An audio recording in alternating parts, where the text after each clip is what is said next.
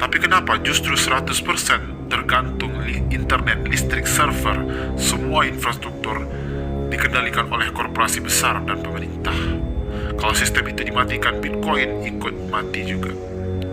Jadi apalagi tersisa dari perlawanan ini kalau semuanya masih bergantung pada musuhnya sendiri? Mereka teriak Bitcoin adalah emas digital, tapi tahu nggak? 20% Bitcoin di dunia ini hilang. Lupa password, hard disk rusak, dompet mati. Coba bandingkan emas.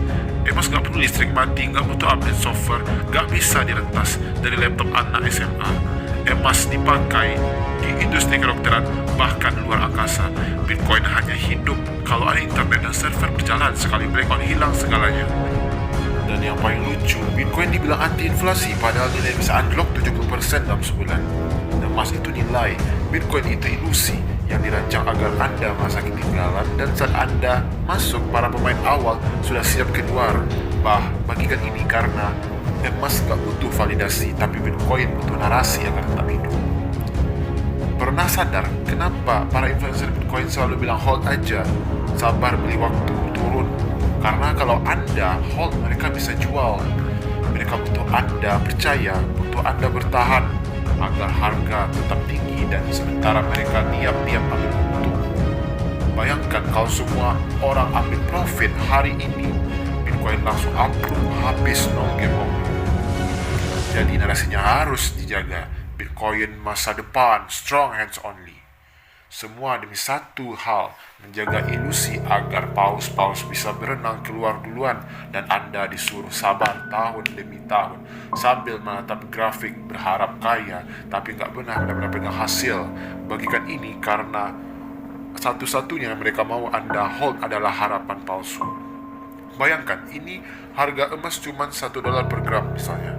Saham Apple tinggal $1 per lembar misalnya. Dan Bitcoin turun ke $1 per koin misalnya. Pertanyaannya sederhana, apakah ketiganya masih akan digunakan?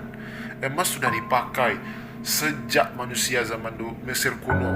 Bahkan ketika nilainya runtuh, ia tetap logam yang tidak berbakaran, pengantar listrik paling efisien, dan bahan utama dalam industri elektronik, medis, dan luar angkasa. Kalau harganya cuma $1, pabrik-pabrik akan berlomba-lomba memborongnya seperti sedang cuci gudang. Jadi meskipun nilainya jatuh, emas tetap dipakai karena emas tetap berguna. Sekarang saham Apple, jika satu lembarnya turun, ya dijual seharga $1. Sementara perusahaannya masih mencetak laba puluhan miliar dolar dan tetap membagikan dividen. Maka bukan lagi soal investasi, ini jadi rebutan massal. Siapa yang tidak mau saham murah dengan bayaran tetap? Apple tetap menjual iPhone, tapi tetap menggaji 160.000 karyawan, tetap menguasai pasar global. Jadi walaupun harga sahamnya jatuh, perusahaannya tetap berjalan, tetap digunakan. Lalu Bitcoin bagaimana? Kalau harganya tinggal $1, apa yang tersisa? Ia bukan logam, ia bukan bisnis, ia tidak punya nilai intrinsik, tidak dipakai dalam transaksi harian. Bahkan di negara-negara yang katanya menerima Bitcoin, nyaris tak ada yang benar-benar menggunakannya dalam transaksi. Dan lebih dalam lagi, 82% Bitcoin dikuasai oleh kurang 2% wallet. Sumbernya dari Glassnode dan Chainalysis. Artinya jika para pemilik besar memutuskan jual besar-besaran, harga bisa runtuh seketika. Tidak ada mekanisme pengaman, tidak ada lembaga penjamin, hanya ada satu arah ke bawah. Dan jangan lupa, Bitcoin adalah teknologi, ya, dan teknologi punya hukum alam. Kalau ada yang lebih cepat, lebih murah, dan lebih bisa diandalkan, maka yang lama ditinggalkan. Sekarang sudah ada Ethereum, Solana, bahkan mata uang digital resmi dari pemerintah. Lebih cepat, lebih efisien, dan lebih diterima hukum.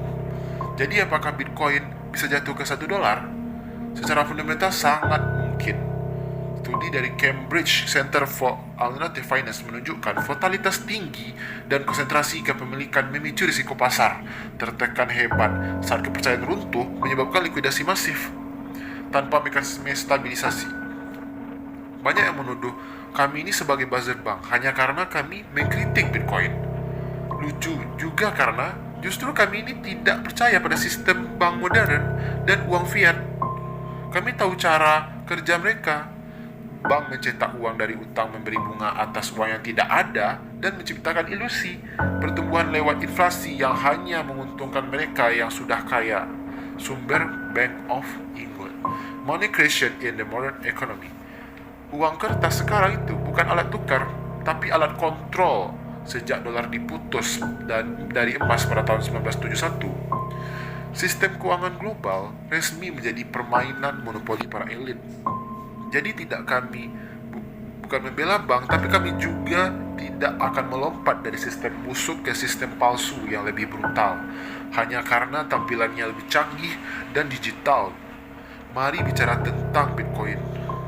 Katanya Bitcoin adalah emas digital, padahal Bitcoin tidak menghasilkan apa-apa, tidak menciptakan barang, tidak memberi dividen, tidak punya nilai intrinsik.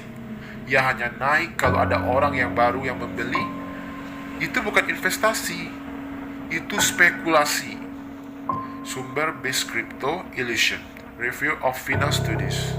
Lebih parahnya lagi, kurang dari 2% wallet menguasai lebih dari 82% supply Bitcoin.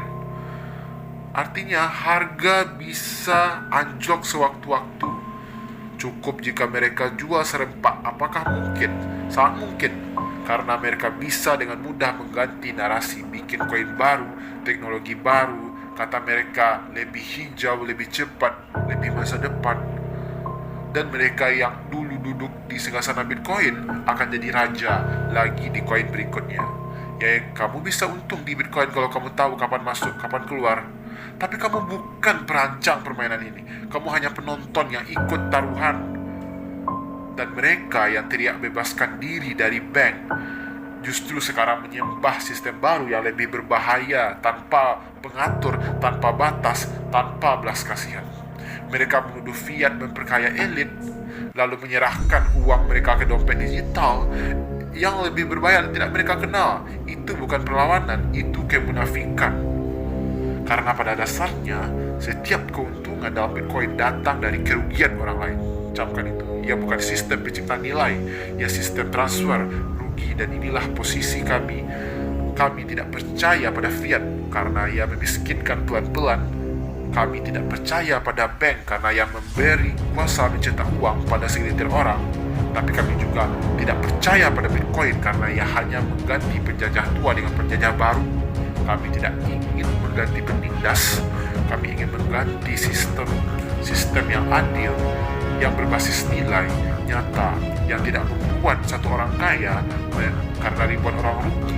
Bitcoin mungkin naik hari ini, tapi bukan karena ia berharga, hanya karena masih ada orang baru yang percaya bahwa ia akan naik. Dan ketika kepercayaan itu hilang, ia tidak mati pelan-pelan. Ia hilang seperti disedot ke dalam lubang hitam tanpa suara. Oke, segitu aja guys ya. Ya, jangan lupa subscribe dan jangan lupa juga di follow Instagram kita guys. Jadi kalau kalian punya requestan soal, pertanyaan-pertanyaan, silahkan DM IG ya guys ya. Kalau juga urusan bisnis, pet promote dan promosi lainnya, silahkan DM IG ya guys ya. Dan yang terakhir yang paling penting, jangan lupa di donate ya guys ya. 1.000 bagi kalian itu yang kecil, 1.000 rupiah itu sangat berarti untuk perkembangan channel ini coy.